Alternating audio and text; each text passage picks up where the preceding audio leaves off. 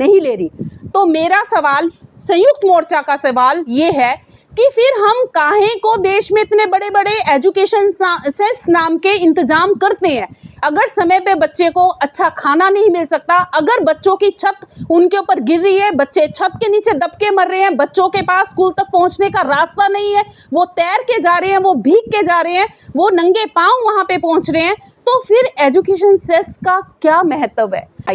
अगर हमारी वोट सही जगह नहीं जा रही है, हमें समानता के अधिकार के लिए, शिक्षा के अधिकार के लिए हमें एकजुट होना पड़ेगा, चाहे हम किसी भी जाति या धर्म से संबंध रखते हो। और ये संविधान पर्व आपके लिए एक अच्छा मौका है कि आप अपने विचार इस मंच से आकर हमारे साथ जुड़।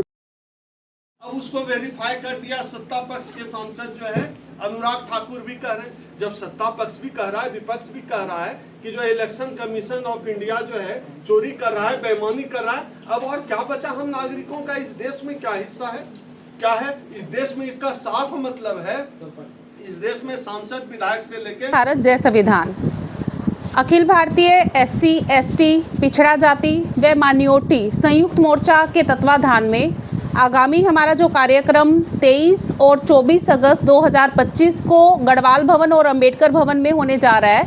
उसकी पूर्व जानकारी देने और उसके बारे में कि हम किन मुद्दों को इन संविधान पर्व के नाम से हम जो ये कार्यक्रम आयोजित करने वाले हैं, तो हम किन मुद्दों को इस संविधान पर्व में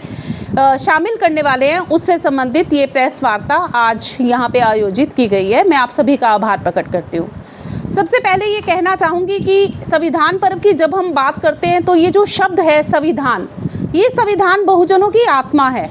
ये देश भर के लिए हो सकता है कि एक दिन का पर्व हो, कि आप एक दिन मात्र संविधान दिवस के तौर पे आप मनाएं और वो चर्चा केवल एक दिन तक सीमित रह जाए, लेकिन बहुजनों के लिए ये जो संविधान है ये उनकी आत्मा है, ये रोजमर्रा का पर्व है। क्योंकि जब तक संविधान है हम हैं, हमारा एक अस्तित्व है, हमारा वर्चस्व है, हमारी जो शिक्षा है, हमारी समानता है, ये सभी फंडामेंटल राइट हमें संविधान की वजह से ही मिल पा रहे हैं। अगर संविधान ही देश में नहीं है तो शायद बहुजनों के सभी अधिकार स्वतः ही समाप्त हो जाएंगे। तो संविधान पर्व हम आयोजित करने जा रहे हैं, जिसमें ना केवल हम संविधान होने का बात की जानी बहुत ही जरूरी है। जैसे जब हम बात करते हैं शिक्षा की, शिक्षा एक व्यक्ति का मौलिक अधिकार है, न केवल बहुजनों का अधिकार है, बल्कि ये तो स्वर्ण भी अगर हम कहें तो स्वर्ण भी इस शिक्षा के बिना शायद कुछ भी नहीं होंगे। अब जब हम शिक्षा की बात करते हैं तो देश में जो कुछ इस समय पे घटित हो रहा है,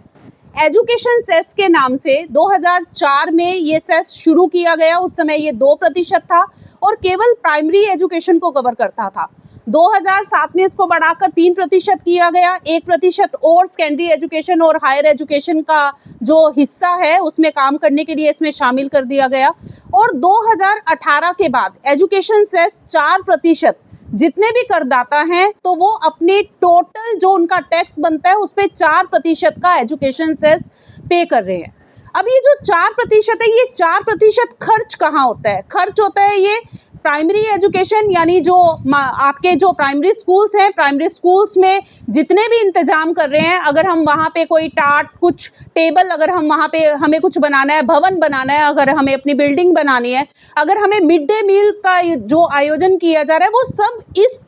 4% एजुकेशन सेस में ही किया जा रहा है। यहाँ तक कि जो स्कॉलरशिप का प्रावधान है वो भी इसी एजुकेशन सेस से दिया जा रहा है।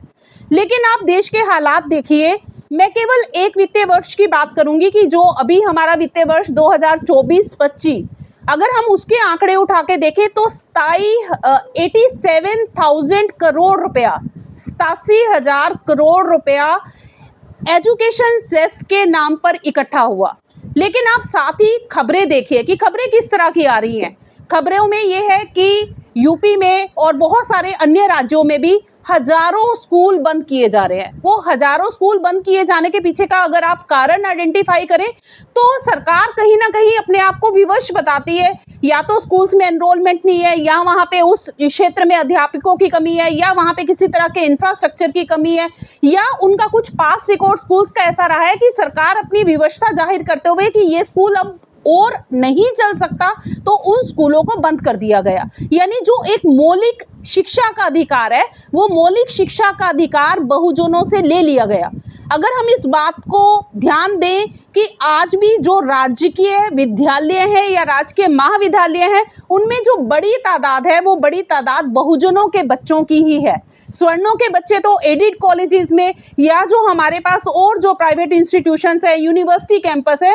वहाँ पे बड़ी बड़ी मोटी फीस देके वहाँ पे पढ़ सकते हैं। लेकिन एक गरीब तबके का बच्चा, एक मजदूर का बच्चा, उसके लिए केवल एकमात्र जो माध्यम है शिक्षा का, वो ये राजकीय संस्थान है जो लगातार बंद किए जा रहे हैं। अब आप 87,000 करोड़ रुपए का एजुकेशन सेस एक करदाता से लेके, और आप उसकी कोई जवाबदेही, कोई जो है वो उसकी वो नहीं बता रहे कि आपने कहाँ वो पैसा लगाया। मिड डे मील पर स्वर्ण लगातार जो है वो प्रश्न उठाते आए हैं कि ये मिड डे मील बच्चों को क्यों प्रोवाइड किया जा रहा है, उसकी क्वालिटी कैसी है, शायद इस बात से भी कोई छुपा हुआ नहीं है। तो इन मुद्दों को कौन संबोधित करेगा? जिनको जरूरत होगी, जिनकी ये आवश्यकता होगी, वही लोग तो इसको संबोधित करेंगे कि इन बातों के क्या हल है। अगर हम स्कॉलरशिप के हालात पता करें तो देश भर में जितने भी राज्य हैं, वहां पे स्कॉलरशिप के हालात बहुत ही खराब हैं। यानी पूरा वित्तीय वर्ष बीत जाता है, कहाँ तो एक बच्चे को एडमिशन होने के समय या एडमिशन होने के 1 महीना बहुत ही कम अंतर पे ये स्कॉलरशिप का पैसा मिल जाना चाहिए,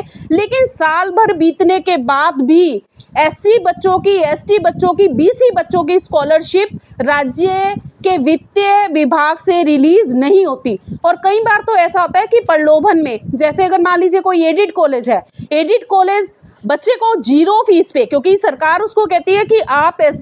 एससी बच्चे का जो एडमिशन है वो 0 फीस पे करें। अब 0 फीस पे आपने एडमिशन कर लिया, लालच क्या है आपके कॉलेज का कि कॉलेज ये सोचता है कि इस बच्चे की जो स्कॉलरशिप आएगी उस स्कॉलरशिप को हम अपने पास रख लेंगे और ये बच्चे की हम जो है वो स्कॉलरशिप में इसकी एडमिशन फीस को एडजस्ट कर देंगे। लेकिन हालात ये है कि साल खत्म हो गया,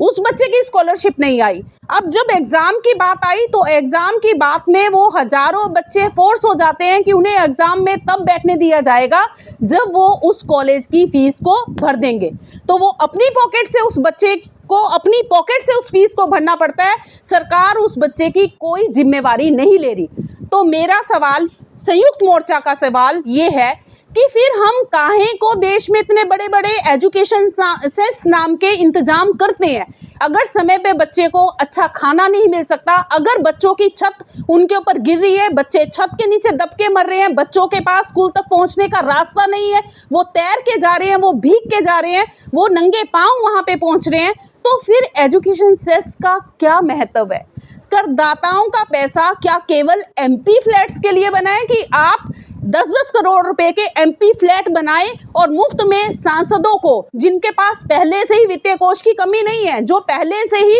रिसोर्सफुल है, आप उनके लिए मुफ्त में ही रिसोर्सेज जनरेट कर रहे हैं और जो वास्तव में बहुजन इस बात के हकदार हैं, आप उनका हक सरकार खाई जा रही है। तो इन मुद्दों को उठाना संयुक्त मोर्चा अपना कर्तव्य समझता है। दूसरी बात, ऐसे बहुत सारे प्रोजेक्ट्स देश के अंदर शुरू हो रहे हैं, शुरू होते हैं और आंख के पीछे खत्म हो जाते हैं। जैसे रिसेंटली मैं देख रही थी कि गुजरात में आपके पास गुजरात के सीएम साहब, जब हमारे माननीय प्रधानमंत्री जी जब सीएम रहे हैं, तो उन्होंने वहां पे प्रोजेक्ट शुरू किया जिसपे हजारों करोड़ रुपया जो है वो लगाया। उस प्रोजेक्ट के बारे में कहीं मीडिया के अंदर कोई कवरेज नहीं है कि वो प्रोजेक्ट कैसे शुरू किया गया था, आपको जो है वो क्या, आपको उससे जो है वो किसी तरह का कोई रिटर्न आया? कुछ नहीं रिटर्न आया। ये सब क्यों हो रहा है? मीडिया इस तरह की आवाज आज भी बहुजन मीडिया खुलकर नहीं उठा पा रहा है। और अब सबसे बड़ा जो हमारे सामने है कि हम ये सोचते हैं कि बहुजन एकत्र हो रहे हैं, हमें ये लगता है कि हम 85% की एक संख्या देंगे तो शायद इससे हमारी कोई जो है वो बहुत बड़ी लंबी चौड़ी हमारी जो है वो आबादी देखने को मिलेगी, लेकिन नहीं। पिछले 5-6 सालों में अगर हम ऑब्जर्व करें तो ये जो बहुजन आंदोलन है ये धीरे धीरे करके कमजोर हो रहा है। ये जोर नहीं पकड़ रहा बल्कि ये कमजोर हो रहा है। कमजोर कैसे हो रहा है कि बहुत सारे ऐसे प्लान शुरू कर दिए गए जिन प्लान्स ने हमारे ट्रस्ट को, हमारी सोसाइटीज को, हमारी समितियों को, हमारी जो कास्ट है, हमारे जो मिशन है, उनको कई हिस्सों में बांट दिया है। आज केवल एक जाति नहीं है बल्कि उस जाति की जो उप जातियां हैं वो अपना अलग अलग मिशन लेके चल रही हैं। तो ऐसे में संयुक्त मोर्चा इस बात के लिए प्रयासरत है कि हम बहुजनों तक इस सभी सच्चाई को बताएं। हम ये बताएं कि जो सबसे बड़ा अधिकार, वोट का अधिकार, जिसके लिए हम इंश्योर हैं कि हम ये सोचते हैं कि कोई भी ऐसी पार्टी जो हमारे हित की बात करेंगी हम उनको वोट देंगे, अब तो वो भी आपने देख लिया कि वो भी हमारा सिक्योर नहीं है। हो सकता है कि मैं बटन ए का दबा के आई हूँ और मेरा वोट जो है वो बी को पड़ा हो। तो 5 तरीके जो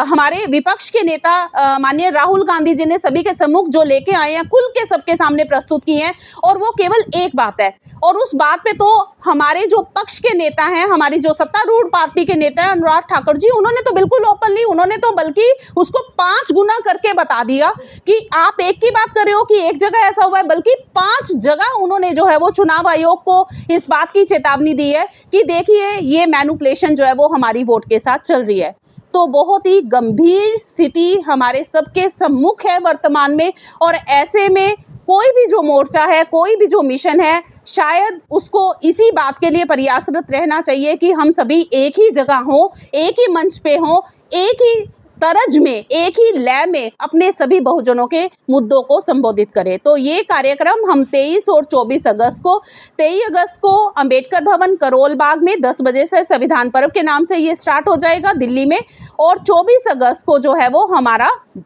दूसरी जगह, हमारा दूसरे वेन्यू में ये प्रोग्राम वहाँ पे आयोजित होगा। तो मैं जो भी बात, मेरी इस जानकारी जिन तक भी पहुँच पा रही है, मैं मीडिया के माध्यम से आप सभी को इस बात के लिए आमंत्रित करूँगी कि ये केवल एक व्यक्ति, एक जाति, एक उपजाति, एक धर्म की लड़ाई नहीं है, बल्कि ये पूरे समाज की लड़ाई है। अगर हमारी वोट सही जगह नहीं जा रही है, हमें समानता के अधिकार के लिए, शिक्षा के अधिकार के लिए हमें एकजुट होना पड़ेगा, चाहे हम किसी भी जाति या धर्म से संबंध रखते हो। और ये संविधान पर्व आपके लिए एक अच्छा मौका है कि आप अपने विचार इस मंच से आकर हमारे साथ जुड़ सकते हैं और अपने विचार हमारे साथ साझा कर सकते हैं। तो रखी है, इसमें हमारे जो मुद्दे हैं, जो हमारे समाज में संविधान के साथ साथ जो हमारे लोग, बहुजन के लोग हैं, वे भी इसमें डिस्टर्ब कर रहे हैं। हमारे आपस में हमारे मतलब दलितों को सता रहे हैं, उनको भी थोड़ा कहने की ज़रूरत है, वो अपने में सुधार करें। और जो बहुजन समाज की बात हम लोग करते हैं, तो बहुजन को इकट्ठा रहने की आवश्यकता है,